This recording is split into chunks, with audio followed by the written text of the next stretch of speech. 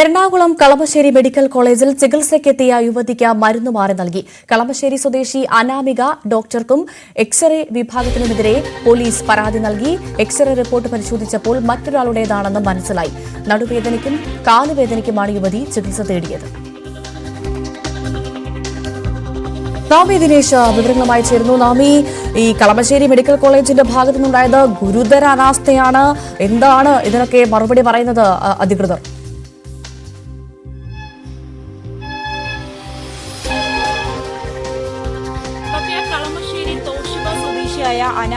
അനാമിക ജോലി ചെയ്യുന്ന ഒരു യുവതിയാണ്. അനാമികയ്ക്ക് കഴിഞ്ഞ ദിവസം വീട്ടിലൊന്ന് വീഴുകയും നടുവിന് ചെറിയൊരു വേദന വരികയും ചെയ്തു. ഇതിനെ തുടർന്നാണ് കളമശ്ശേരി മെഡിക്കൽ കോളേജിലേക്ക്, അതായത് 12-ാം തീയതി കളമശ്ശേരി മെഡിക്കൽ കോളേജിലേക്ക് പോയി. അവിടെ വെച്ച് ഡോക്ടർ പരിശോധിച്ച ശേഷം ഒരു എക്സ്റേ എടുക്കുവാൻ ആവശ്യപ്പെട്ടു. എക്സ്റേ റിപ്പോർട്ട് വന്നു. അതിനുശേഷം ഡോക്ടറിനെ കണ്ടു. വേറെ കുഴപ്പമൊന്നുമില്ല. ഈ ഡിസ്കിന്റെ ഭാഗത്തൊരു ബൾജിംഗ് ഉണ്ട്, അത് റെസ്റ്റ് എടുത്താൽ മതി, അധികം നടക്കരുത്, സ്റ്റെപ്പ് കയറുമ്പോഴൊക്കെ ശ്രദ്ധിക്കുക, അങ്ങനെ കുറച്ച് നിർദ്ദേശങ്ങളൊക്കെ നൽകി മരുന്നും കൊടുത്താണ് വീട്ടിലേക്ക് വിട്ടത്. രാത്രി മരുന്ന് കഴിക്കുന്നതിന് മുൻപ് എന്താണ് ഈ എക്സ്റേ ഒന്ന് പരിശോധിച്ച് ബൾജിങ് എന്താണെന്ന് നോക്കാൻ വേണ്ടി അനാമിക എക്സ്റേ പരിശോധിച്ചപ്പോഴാണ് അതിൽ 61 വയസ്സുള്ള ലതിക എന്ന യുവതിയുടെ പേര് എഴുതിയിരിക്കുന്നത്. അതായത് അത് അനാമികയുടെ എക്സ്റേ റിപ്പോർട്ടല്ല, അത് മാറി ആശുപത്രിയിൽ നിന്നും മാറി അയച്ചതാണ്. ഇതിനെ തുടർന്ന് അനാമികയും സഹോദരനും കൂടി ഇന്നലെ വീണ്ടും കളമശ്ശേരി ആശുപത്രിയിലേക്ക് പോയി.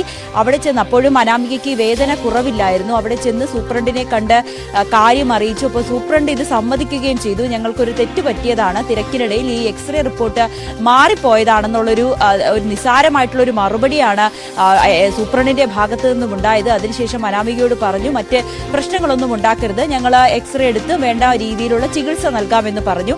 അതിനുശേഷം എത്രയും വേഗം തന്നെ അനാമികയ്ക്ക് ട്രിപ്പ് ഇട്ട് കൊടുത്തു, ആന്റിബയോട്ടിക്സ് കൊടുത്തു, അങ്ങനെ എല്ലാ ചികിത്സയും നൽകുകയും ചെയ്തു. എന്നാലും അനാമിക ഇപ്പൊ നമ്മളോടൊപ്പമുണ്ട്. അനാമിക, വലിയൊരു ഗുരുതരമായിട്ടുള്ള പിഴവാണ് സംഭവിച്ചത്. എന്താണ് ഈ പരാതിയുമായി മുന്നോട്ട് വരാനുള്ള ഒരു സാഹചര്യം?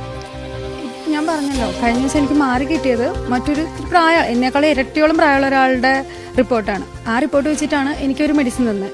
ഇപ്പോൾ ഇന്നലെ പോയപ്പോഴും അവിടെയുള്ള ഡ്യൂട്ടിയിൽ കാഷ്വാലിറ്റി ഉണ്ടായ ഡോക്ടർ പറഞ്ഞത് കുഴപ്പമൊന്നുമില്ല, സെയിം മെഡിസിൻ തന്നത് പോലും വലിയ വ്യത്യാസമൊന്നുമില്ല, ഇത് കഴിച്ചാലും മതി, അല്ല അത് ഏത് വേണേലും കഴിക്കാമെന്നൊക്കെ.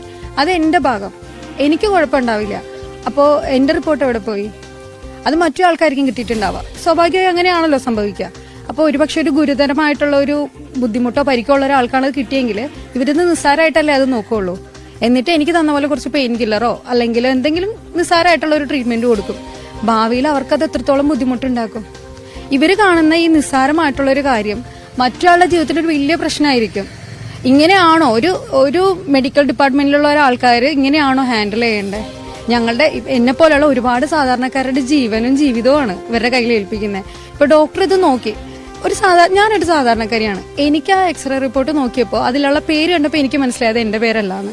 ഞാൻ അവിടെ പോകുമ്പോൾ എന്റെ പേര് എഴുതിയ OP ടിക്കറ്റും ഡീറ്റെയിൽസും എല്ലാം കൊടുത്തിട്ടാണ് ഡോക്ടറെ അടുത്ത് ഏൽപ്പിക്കുന്നത്. അപ്പൊ ഡോക്ടർക്ക് നോക്കുമ്പോൾ അറിയാൻ പറ്റില്ലേ എത്രയോ വിദ്യാഭ്യാസവും ഇവരുള്ള ആളാണ് ഒരു ഡോക്ടർ എന്ന് പറയുന്നത്.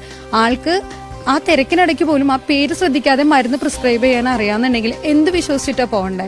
ഇപ്പോഴും എന്റെ റിപ്പോർട്ട് കിട്ടിയത് ആർക്കാന്ന് എനിക്കറിയില്ല, അവർ ഏത് കണ്ടീഷനാണെന്ന് എനിക്കറിയില്ല, അവർക്ക് കൊടുക്കേണ്ട കൃത്യമായ ട്രീറ്റ്മെന്റ് ആണ് ഇവിടുന്ന് കൊടുത്തേക്കുന്നതെന്നും അറിയില്ല. നാളെ ഇപ്പൊ ഞാനിത് മിണ്ടുന്നില്ല, ഓക്കെ അവര് പറഞ്ഞ കണക്ക് ശരി കോംപ്രമൈസ് ചെയ്യാം, ചെറിയൊരു അശ്രദ്ധയല്ലേ എന്ന് വെക്കാം. പക്ഷെ എത്ര പേർക്ക് ഇത് അശ്രദ്ധ വന്നിട്ടുണ്ടാവും? എത്ര പേരുടെ ജീവിതം ബുദ്ധിമുട്ടിലായി പോയിട്ടുണ്ടാവും? ഇത് വേറെ ആരുടെയെങ്കിലും ഒരുപക്ഷെ ഒരു ഉന്നത ഉദ്യോഗസ്ഥന്റെയോ അല്ലെ ആ ഹോസ്പിറ്റലിൽ തന്നെയുള്ള ആൾക്കാരുടെ ആരെങ്കിലും ഫാമിലിയിലാണ് ഇവരിതിങ്ങനെ കാണുമോ? നിങ്ങൾ കംപ്ലൈന്റ് ആയി പോയാലും കുഴപ്പമില്ല, ഞങ്ങൾക്ക് പ്രൂവ് ചെയ്യാൻ പറ്റും, മെഡിസിനൊക്കെ ഏറെക്കുറെ സെയിം ആണ്. ഇങ്ങനെയാണോ ഒരാളുടെ ജീവിതം വെച്ചിട്ട് പറയണ്ടേ? എത്ര പേര്, ഏത് പ്രായത്തിലുള്ളവര്? അതുമല്ല, ഇപ്പോ എന്റെ റിപ്പോർട്ട് കിട്ടിയ ആള് ആശ്വസിക്കുന്നുണ്ടാവും, പ്രശ്നമൊന്നുമില്ലല്ലോ എന്ന്. നാളെ അവർക്ക് ഗുരുതരമായിട്ടൊരു പ്രശ്നം വരുമ്പോൾ ഈ ഹോസ്പിറ്റലുകാരെ ഏറ്റെടുക്കുമോ? ഞങ്ങളുടെ പിഴവ് കാരണമാണ് നിങ്ങൾക്ക് ബുദ്ധിമുട്ട് വന്നതെന്ന് ഒരിക്കലും ഏറ്റെടുക്കില്ല. ഇവരിപ്പോഴും ഈ പ്രശ്നം എങ്ങനെയെങ്കിലും സോൾവ് ചെയ്യണം, സംസാരിച്ച് എങ്ങനെയെങ്കിലും ഒന്ന് കോംപ്രമൈസ് ചെയ്യണം എന്നാണ് പറഞ്ഞിരിക്കുന്നത്. ഇന്നലെ പോയപ്പോൾ ഞാൻ കഴിഞ്ഞ ദിവസം ഇതേ പെയിനും കൊണ്ട് പോയപ്പോൾ എനിക്ക് ഇഞ്ചക്ഷനും ഇല്ല, ഡ്രിപ്പും ഇല്ല, ഒന്നുമില്ല. ജസ്റ്റ് 3 മെഡിസിൻ എഴുതി തന്നു, വാങ്ങിച്ച് കഴിച്ചോ, 2 ആഴ്ച റെസ്റ്റ് എടുക്കാൻ പറഞ്ഞു. അപ്പൊ ഇന്നലെ സൂപ്രണ്ട് സാറ് ഇടപെട്ടപ്പോൾ എങ്ങനെയാണ് എനിക്ക് ഇത്ര നല്ല ട്രീറ്റ്മെന്റ് കിട്ടിയേ? ഇന്നലെ ഞാൻ ഇവിടെ നിന്ന് നടക്കുമ്പോൾ എനിക്കൊരാളെ എന്നെ താങ്ങണമായിരുന്നു, ഇത് നടക്കാൻ പറ്റില്ലായിരുന്നു. പക്ഷെ ഇന്നലെ ഞാൻ തിരിച്ചു വരുമ്പോൾ ഞാൻ നടന്നാ വന്നത്. അപ്പം താങ്ങി പിടിച്ചുകൊണ്ട് പോകുന്നവരെ നേരെ നടന്നു വരാനുള്ളത് ഇവർക്കറിയാം, നേരെ നടന്നു പോകുന്നവനെ താങ്ങി പിടിച്ചുകൊണ്ട് വരാനുള്ള രീതി ഇവർക്കറിയാം. രണ്ടും ഇവരുടെ ഭാഗത്തുനിന്ന് സംഭവിക്കുന്നത്. ഇപ്പോൾ അവരെന്തും ഞങ്ങൾക്ക് തരുന്ന ഔദാര്യമല്ലല്ലോ ഇത്. ഗവൺമെന്റ് ഹോസ്പിറ്റൽ എന്ന് പറഞ്ഞാൽ ഒരിക്കലും ഒരു സാധാരണക്കാരന് കൊടുക്കുന്ന ഔദാര്യമൊന്നുമല്ല, ഞങ്ങളെപ്പോലുള്ളവരുടെ അവകാശം തന്നെയാണ്. അപ്പൊ ആ രീതിക്ക് വേണ്ടി പെരുമാറാൻ ഉന്നത തലത്തുനിന്ന് ഒരാൾ ഇടപെടുമ്പോൾ നല്ല ട്രീറ്റ്മെന്റ്, അല്ലാതെ പോകുന്നവര് അവിടെ നിൽക്കുക, അവർക്ക് കിട്ടുന്ന പോലെ എന്തെങ്കിലും തരിക, ഇത്രയാണ് അവരുടെ ഒരു രീതി.